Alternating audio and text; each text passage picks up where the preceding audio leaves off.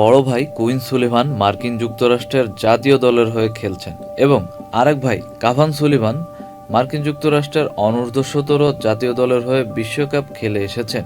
তাদের অপর দুই ভাই ডেকলান সুলিভান ও রোনান সুলিভান এসেছেন বাংলাদেশের হয়ে খেলতে।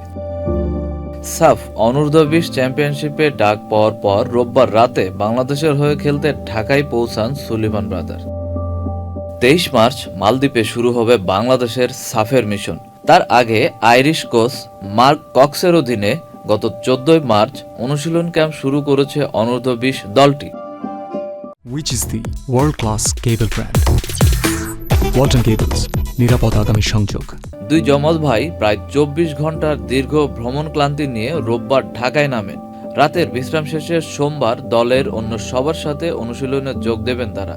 এরপর শুরু হবে তাদের মাঠের পরীক্ষা।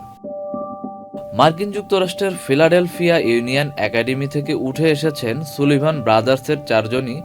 বাংলাদেশের হয়ে খেলতে আসা ডেকলান সুলিভান খেলেন ডিফেন্সে রাইট ব্যাক হিসেবে। অপর ভাই রোনান সুলিভান খেলেন ফরওয়ার্ড লাইনে। তাকে মূলত আক্রমণ ভাগে থেকে গোল করতে দেখা যায়।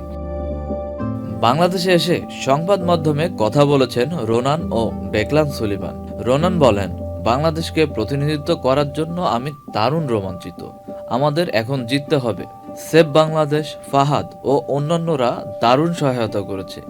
এখন আমাদের সেই সমর্থনের প্রতিদান জয়ের মাধ্যমেই দিতে হবে।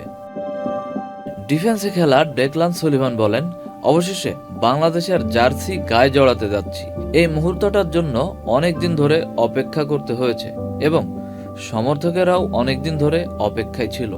দেশের প্রতিনিধিত্ব করতে পারা আমার জন্য গর্বের ব্যাপার। মাঠে নেমে আমি লড়াই করব।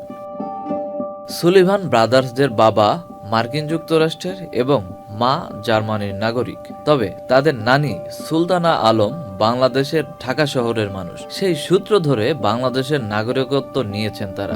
জাতীয় দলে হামজা চৌধুরী, সমিত সোমের মতো তারকা যুক্ত হওয়ার পর বয়স ভিত্তিক দলে সুলিভান ব্রাদার্সদের মতো তারকা যুক্ত হলে তাদের হাত ধরেই আসবে বাংলাদেশের শিরোপা। সে প্রত্যাশাই সবার।